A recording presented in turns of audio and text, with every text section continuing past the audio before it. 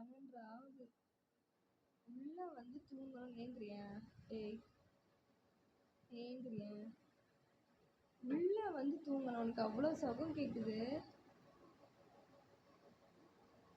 பாரு எப்படி தூங்குது வேறு உள்ள இருந்து.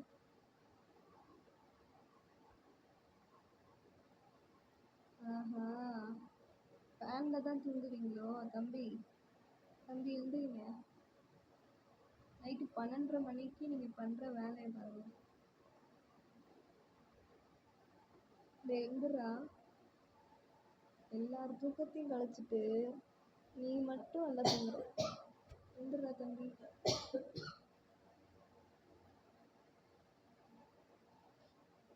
யார் இரும்பனா நமக்கு என்ன? நமக்கு சாப்பிட்டமா தூங்கினாமான்னு இருக்கணும்.